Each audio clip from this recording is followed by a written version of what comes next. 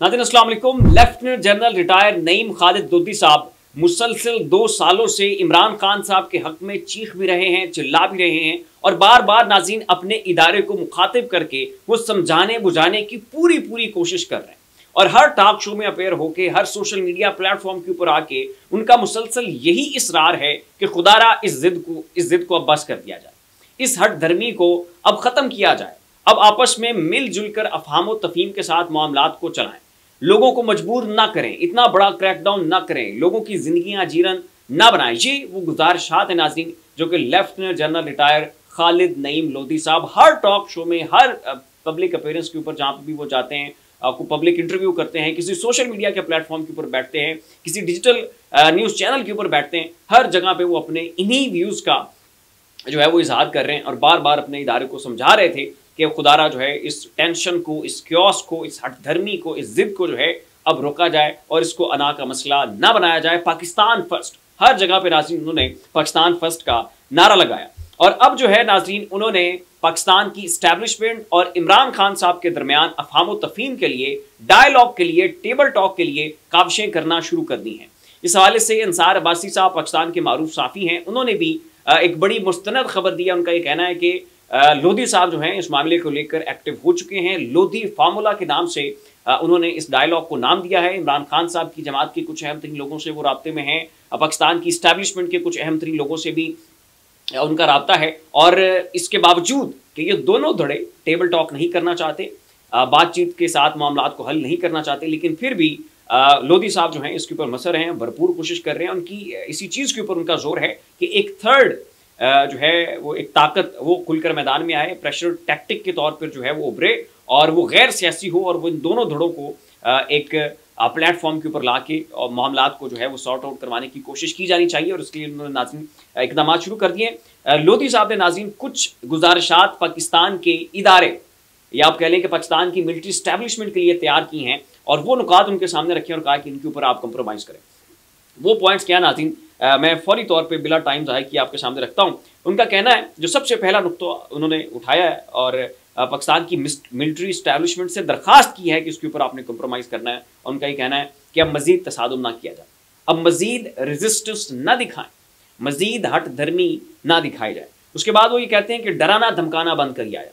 वो कहते हैं कि ये जो टैक्टिक है ये बहुत पुरानी हो चुकी है, ये एक बहुत पुराना तरीका था लोगों को डराने का, धमकाने का। अब इसके खिलाफ रेजिस्टेंस पैदा हो चुकी है, लोग खुलकर बोल रहे हैं। आपकी इस हरबे के खिलाफ आवाज़ उठाने वालों की तादाद बढ़ रही है। डॉक्टर्स, इंजीनियर्स, पढ़ा लिखा तबका, ओवरसीज, पाकिस्तानी एलीट क्लास सब खुल के इसके खिलाफ आके बोल रहे हैं और इस हजूम में इजाफा होता जा रहा है और फिर ये एक इनकलाब की शक्ल जो है वो इख्तियार कर जाएगा। ये मामला अब जो है लोगों के खिलाफ ये जो क्रैकडाउन का सिलसिला आपने शुरू किया हुआ है इसको रोकें। मजीद वो कहते हैं कि अदलिया को आज़ाद करें।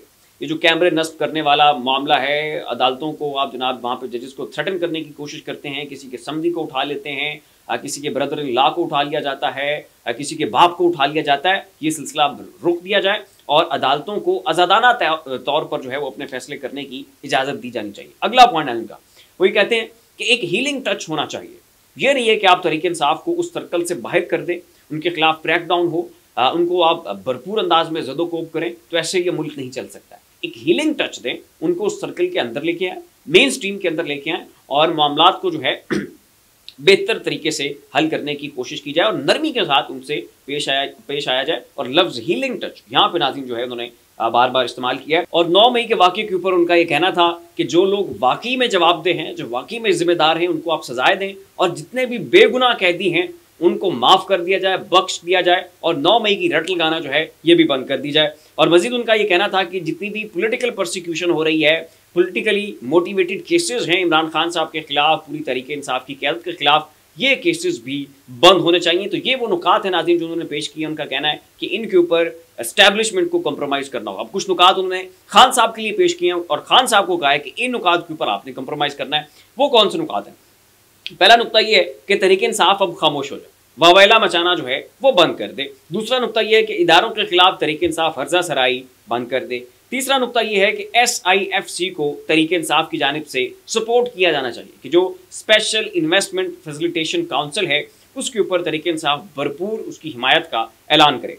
मजीद उनका यह कहना था कि इस हुकूमत को 2 साल के लिए चलने दिया जाए, 2024 और 2025 जो है ये पूरा 2 साल शहबाज शरीफ साहब हुकूमत कर लें और 2 साल के बाद जो है नए इंतखाबात की जानिब जाया जाए। मजीद वो कहते हैं कि जमात को मुतहर्रिक रखने के लिए, तहरीक इंसाफ को मुतहर्रिक रखने के लिए अलामती इजलास बुलाएं और पुरअमन जो इज्तिमात हैं इसका मौका और इसकी इजाज़त जो है वो भी तहरीक इंसाफ को मिलनी चाहिए। ये नहीं है कि तहरीक इंसाफ जहाँ जलसा करने निकले आप उसके खिलाफ क्रैकडाउन शुरू कर दें, और तहरीक इंसाफ अलामती और सिम्बॉलिक किस्म के इज्तिमात करे, एहतजाज करे और ऐसी किसी बड़ी मूव का ऐलान ना करे जैसे धरना है या बहुत बड़े इज्तिमात हैं जिनसे जो है वो हुकूमत की तरक्की की राह में रखना डाला जा सके। ऐसे इज्तिमात जो है वो तहरीक इंसाफ ना करे, अलामती तौर पर जितना जो है इकट्ठा होना चाहते हैं वो हो, लेकिन 2 साल के लिए इस हुकूमत को काम करने दिया जाए। ये वो फार्मूला है जो नाज़रीन लोधी साहब ने पेश किया है, और इसके ऊपर वो दोनों जो है ये जो फरीकैन है, इस्टेब्लिशमेंट है और खान साहब हैं, इनको वो कायल करने की कोशिश कर रहे हैं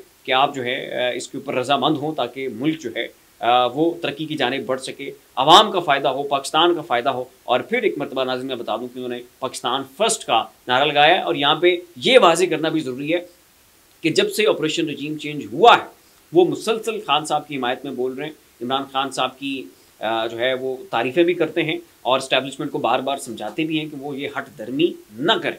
और फिर ये कि नाज़रीन वो तमाम फ़ौज के लोग के जिनके ऊपर पाबंदी लगी थी कि वो किसी टॉक शो में नहीं जा सकते, उनमें नईम खालिद लोधी साहब का नाम भी शामिल था। फिर इतना ही, ऐसी मज़ीद लम्हा ब लम्हा अपडेट्स के लिए हमारा चैनल ज़ाविया सब्सक्राइब कर लें। शुक्रिया।